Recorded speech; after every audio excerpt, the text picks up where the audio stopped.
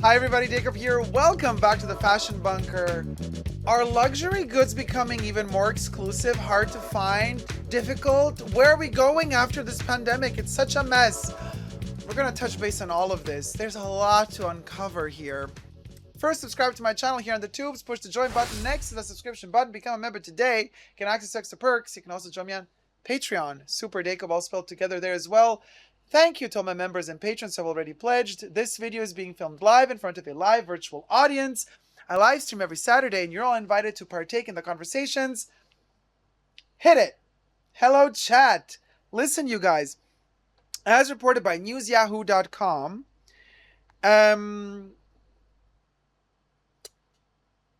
prices rising everywhere. Gas prices rising. Baby formula missing in many countries. Complications.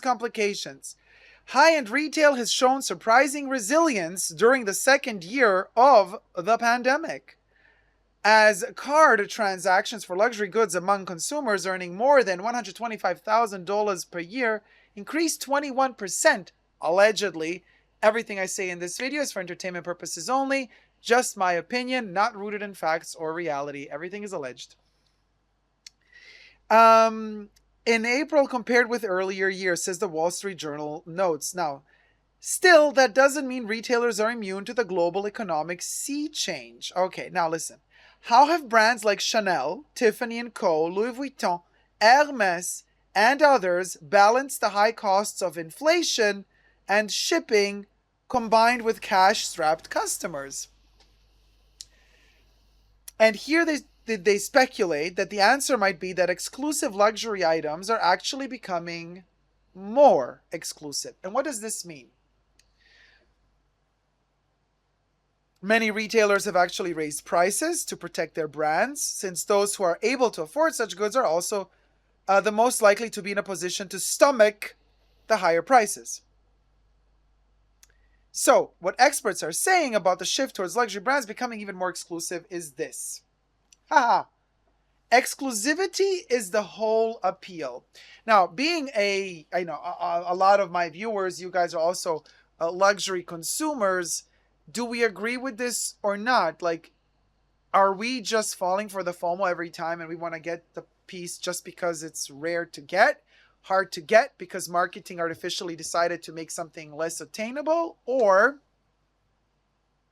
is there something beyond that here that there's to be said about it? Because so during the pandemic, people were flush with newly disposable income. Some, depending which country, like in America, for example, with all those checks. It's not like there was a lot of checks, but anyway, not commuting to work, staying at home, getting a little check in. You got more money to spend on something frivolous, right? Boosting the economy in all the wrong places, as they say. So, since people weren't spending money on things like gas to commute to work, travel expenses, or other monthly bills, other monthly bills. If you're staying at home more, you're going to use more electricity probably, more gas probably if you have a gas-fueled home.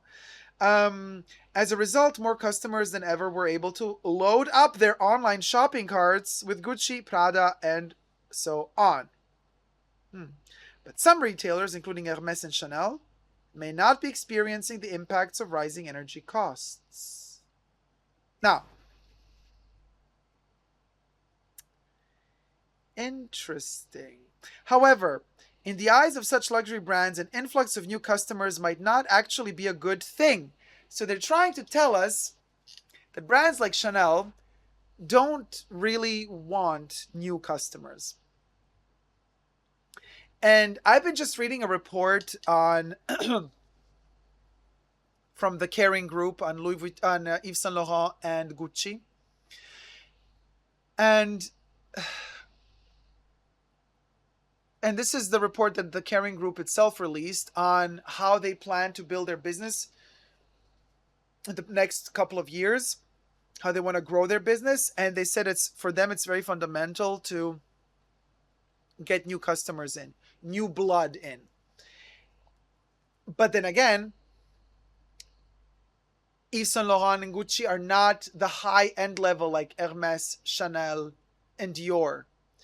Interesting that Chanel seems to be going that other route, also Hermes, of not really wanting you, which is kind of bizarre because they just released a new range of beauty products, the number one range, which is like for really, really youthful skin, like in their 20s. So that you would think they're catering to a younger audience. But then again, we know Chanel Beauty is different than Chanel Fashion, right?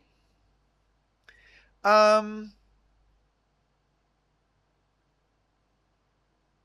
So, the impression of exclusivity is one of their most attractive characteristics. Chanel is one such brand that worked hard to protect its luxury status. As Reuters reported during the latest price gouge, a small classic handbag used to cost a certain amount, 8,454 on Chanel's website, 6% more than in November of last year. And the prices keep rising, 71% since before the pandemic, according to analysts at Jefferies. Now, Bernstein Research. I'm Annabelle Braunstein. This is Bernstein, not Braunstein, right? We need Samantha Jones in the chats. Bernstein Research estimated that Louis Vuitton global handbag price increases came to an average between 6% and 7%. Which is kind of less than what Chanel went up in price, but luxury items are more attainable on installment plans. So, turning away willing customers isn't a strategy all brands embraced. Apparently, several department stores, such as Saks Fifth Avenue and Bloomingdale's, which carry high-end products, instead began offering installment payment plans, which opened the door for middle-class consumers to purchase luxury goods while not spending so much in one sitting. In addition, online luxury consignment shops, including The Real and Farfetch, also began accepting payment plans for new and used luxury goods, while also offering customers a chance to resell their items and possibly get some extra cash to purchase new ones. So over the past 2 years, the younger generation has preferred to use buy now, pay later to budget their purchases, with spending up 925% since the start of the pandemic. That's insane. 925%, like, that's insane. And this just because like people are like, oh yeah, buy now, pay later. Last I heard, that's what credit cards are there for. So I don't know why this is like why they're talking about this as if it like they discovered America, you know. Columbus discovered, oh, actually, it wasn't Columbus. It was Amerigo Vespucci. But that's a whole other can of worms. Anyway, and with more manageable payments available to middle-class customers, brands can afford to increase their overall prices without spooking away financially on-the-fence buyers.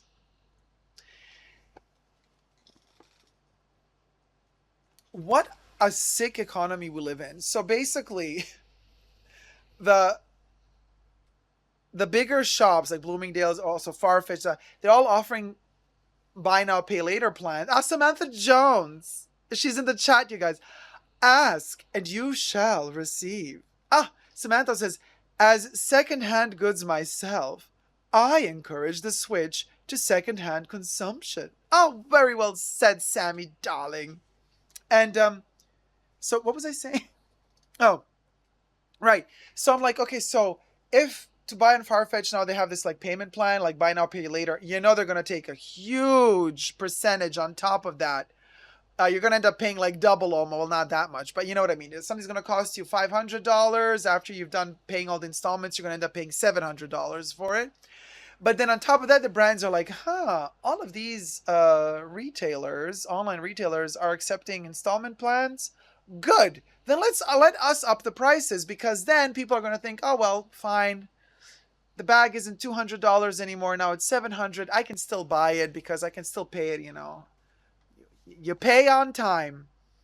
But higher prices are a general expectation for now. Now, what interested me about this article is that they said for now. Because I thought to myself, well, hold on. Does this imply that we could have a prospect of ever in the near future or far future or any future where these prices, these exorbitant prices that we have now, like from Chanel, for example, that they're going to go down again? Is that even a possibility?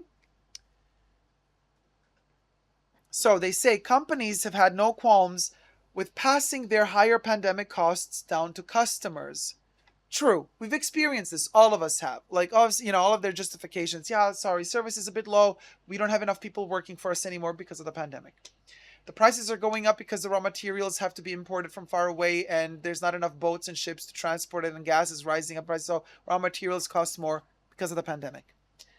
Everything is like pandemic. Excuse pandemic. Like everything, Oh, we're farting more. Yeah, sorry, it's because of the pandemic. Why? Oh, because the beans, the beans now, they're manufactured, with more gas.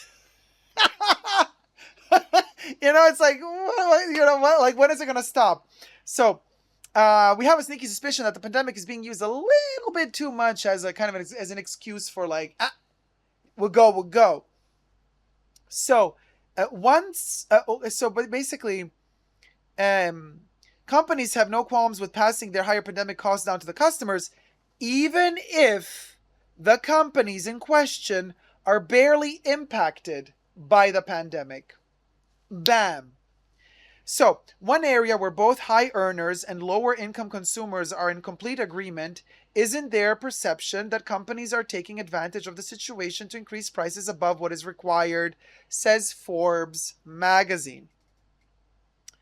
So, Bernard Arnault of LVMH said that the company was prepared for the impacts of inflation, stating, and I quote, allegedly said, "We have an advantage on quite a few other companies and groups, which is that we have a degree of flexibility on our prices." You know what this means. If you read between the lines, this means we've already put prices way higher than what we should, than what we need.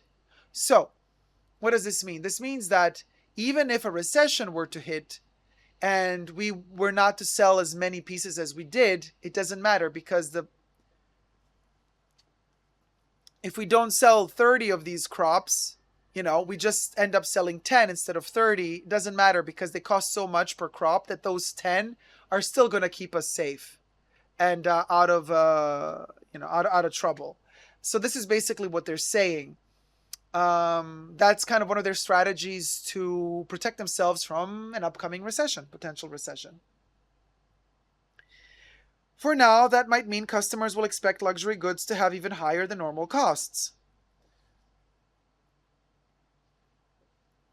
And here comes the twist. But us, the stupid lemming consumer, might not forever be satisfied with those price tags. I'm like, satisfied? When were we ever satisfied with Chanel price tags? We're crazy and brainwashed at a certain point. Like, literally, I'm having a conversation with my friends offline, right? And we're talking to all of us, luxury bag addicts. And literally we find ourselves having conversations like, oh yeah, this latest Chanel bag that's been just released, like, yeah, it's only $3,000. And then like we stop for a second, like, what? No, how can you say something like that? Only? That's insane, a lot of money. Yeah, but you're brainwashed to think it's only $3,000 because most of their classic bags are $8,000, $9,000, $10,000. So when you hear that their classics are in the $10,000 range, and then they offer you some seasonal bag for $3,000, you automatically think, oh, that's 70% off. They're brainwashing us. They are playing us like a fiddle. Like a fiddle, they're playing us. And so, as Stephen Rogers, the managing director at Deloitte Insights Consumer Industry Center, further predicted to Forbes, and we quote the gentleman, and he has said allegedly, "A moment will come when consumers no longer blame the pandemic, where they no longer blame the supply chain and the war in Ukraine for inflation. When that occurs, they will turn their indignation onto the companies." It's like the future is gonna happen, And when it happens, beware. May the odds be ever in your favor. Oh, luxury brands out there. And I agree that luxury brands are using, in many cases, the excuse of the pandemic for lower quality control, higher prices, lower quality of service in the stores. Gotta say, the crop can keep us safe, says Ushi. High pressure sales trickery, says Tina. Totally, the FOMO of it all. Elbeat says, satisfied? Asks Caleb. Elbeats, think of the interest income LVMH could make if they offered a credit card, right? Jack says, it's the gaslighting. Silala says, satisfied? I just bought a Neverfull GM, and it cost over 500 more than 6 months ago. Oh my God, Silala, you didn't. But, listen, I mean, it is what it is. Yeah, Chanel, not costume jewelry, Chanel jewelry just went up in price yet again. And I'm contemplating buying another ring. And I'm like, I'm probably going to buy it. Again, the meme comes to mind from TikTok. They're never going to know. They're going to know. They're not going to know. They're going to know. How are they going to know? They're going to know. So the same film planes in my mouth, like, you're not going to buy it. It just went up in price. You're going to buy it. You're not going to buy it. How are you going to buy it? Oh, don't you want to know? That's like, ja. I know, right, Caleb? When the Neverfull first came out, it was around about $670. Like, it's insane. Andrea says, yep, already 10,000 has become the anchor. I have to fight my own brain that something's a good deal. And I laugh that it would never get to me. Right, Andrea? It's insane. I know. We're like so used to like, oh yeah, 3,000? That's like 70% less than 10,000. It's a deal. It's a steal. Alex says, they got to make up for that one market they cannot sell in now. Wink. Wink. Clean Freak. They also need to recuperate all of that theft. Silala's right, because we've been experiencing a lot of theft in all these luxury boutiques as of late. Like, I've been reporting about it almost on a weekly basis, breaking in, especially for Louis Vuitton boutiques. So obviously the paying customer is the one who's going to end up paying for all of that lost money, even though, they're insured. Yeah, but the premiums go up, Yeah. Alex says, maybe if they didn't burn so many of their bags. Melissa says, we are canceling people that are not behaving okay. So in future, we will cancel companies. Why not? I mean, we try. People try. I mean, when Chanel did, the advent calendar, they were canceled for a hot minute. It was scandalous. Every post they made on Instagram, people would be like, what about your calendar? What about your calendar? Address the calendar. And then what happened of that?